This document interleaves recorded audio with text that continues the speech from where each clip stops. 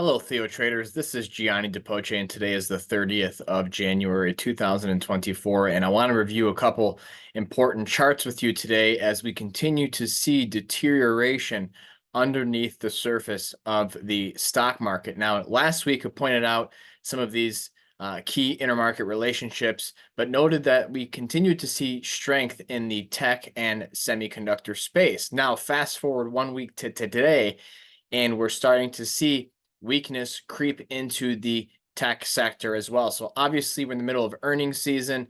We have the Fed meeting tomorrow, so no shortage of catalysts to send this market lower. But I want to start off by looking at the Nasdaq, which continues to hold its all-time high in the futures market from last week. Now, I'm not looking for a crash or a major pullback by any stretch of the word. In fact, I would argue we're coming off of a significant market pullback as recently as the fall, before we bottomed back in October. But I do think that the market is overbought. We're starting to see some good evidence of bearish momentum divergence, RSI indicator not confirming the high. And now with semiconductors pulling back, I think that is a warning sign for the overall market, especially if we take a look at the semiconductor index, the Philadelphia index. We had this island reversal that was printed just in the last couple of days, and we're starting to see the selling accelerate. And semiconductors, I view them as a leading indicator within a leading indicator. So what does that mean? Well, tech tends to lead the market overall. And within the tech sector, if you do a ratio chart or compare the performance of semiconductors to tech, you'll see a lot of times that semiconductors lead the tech sector. And that makes sense, right? Because pretty much every tech company out there needs semiconductors to an extent at some point in their process or their, supply chain or whatever. So, that's a concern. You can see XLK is the weakest sector in the market today. And the fact that the Nasdaq is leading the market lower, again, does suggest that downside risks are mounting in the near term. Now, you compare that to the Dow Jones making a new all-time high today. S&P futures made a new all-time high as well. So, we have Microsoft and Google earnings at the bell today. And, Apple is coming up too. So, Apple has that, potential secondary lower high here, suggesting some caution in the near term. You take a look at Microsoft, a little bit of selling after gapping up at the open. And then Google, I still like Google to the upside. I think it could rally as high as 175. But even this one in the near term does look like a bit of a pause would be healthy from a cyclical standpoint. Now, let's kind of back it up and think about some of the intermarket ramifications here. So let's go ahead and start off by looking at the euro against the dollar, which continues to consolidate near the lows. So since the Fed is unlikely to raise interest rates tomorrow, there's almost, a 0% probability. I think it might be a couple percent, but for all intents and purposes, the Fed's not going to raise rates on the 31st of January. But I think what that does is kind of expose us to an interpretation or perhaps even a misinterpretation of what they have to say after the rate decision. So I don't know if you can initially get a spike lower in the dollar, spike higher in the euro. If that is what happens, I would expect that to be bullish for stocks. But with the way stocks are trading, it kind of puts me in the camp that I think the dollar could actually spike in response to the Fed. But we'll have to see what they say, because if they come out as hawkish, it may be bullish for the dollar. But if they come out more dovish than expected, maybe the dollar sells off. Now, as it pertains to bonds, we are seeing some positive action on this tape. So, last week we had bonds duration leading to the downside. We're actually seeing duration lead to the upside this week.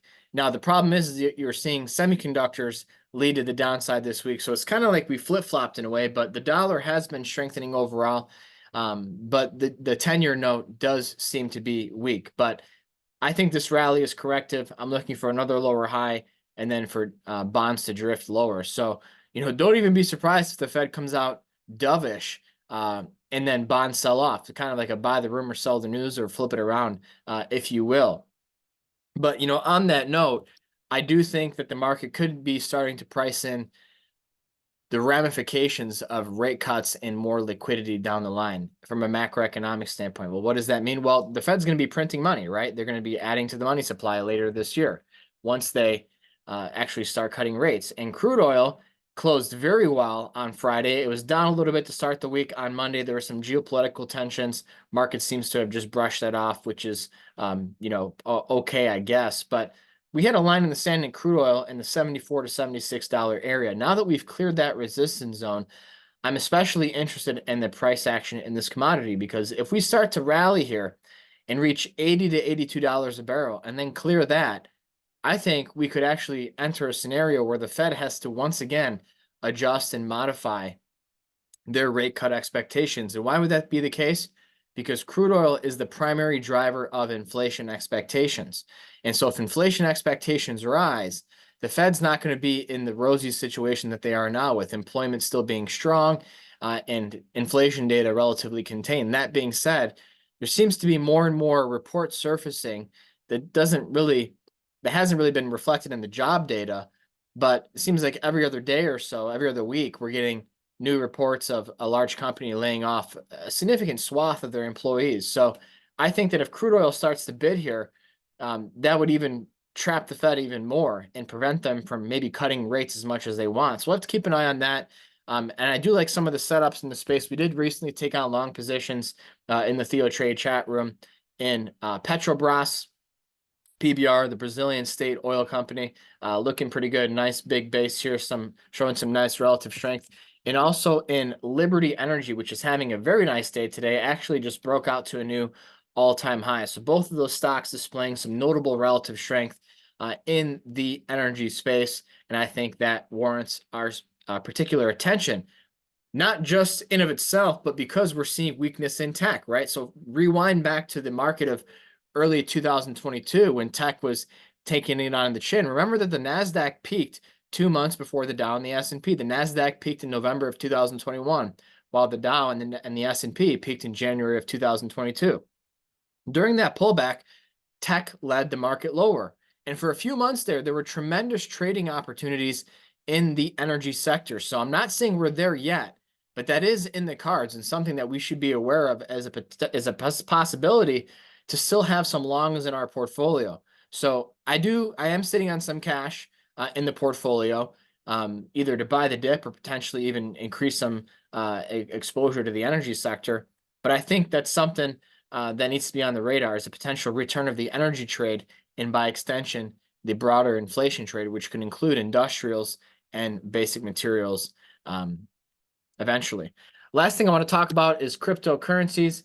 Bitcoin, bit of a rebound here, and we are pressing back into a key resistance zone in the $43,000 to $45,000 area. This is a major line in the sand for this crypto. Ethereum showing a little bit more relative strength today. I'm a little bit more optimistic on Ethereum than Bitcoin, but I do have some doubts as to whether Bitcoin can make a new multi-month high in the coming weeks or even in the coming months. I think there's a lot of overhead supply and a lot of, as a matter of fact, bullishness, I would call it, in the sector. A lot of people viewing the ETF approval and the halving events as just matter of fact reasons to be bullish, when we know that the market likes to discount, especially publicly available knowledge, right?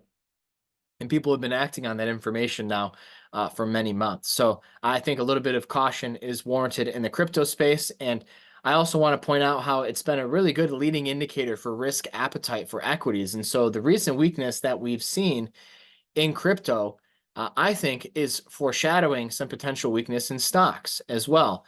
But if you look at these charts, what do? We formed a higher low. So that's why I'm in the camp for stocks: healthy, brief pullback, return to new all-time highs. And I think once stocks do bottom on any forthcoming declines, buying the dip is going to be the strategy. But I think we want to be long tech and segments of the AI trade as well. But immediate term, downside risks elevated. That's all I had to share with you today. So thank you for watching the video, and hope to see you in the TheoTRADE chat room.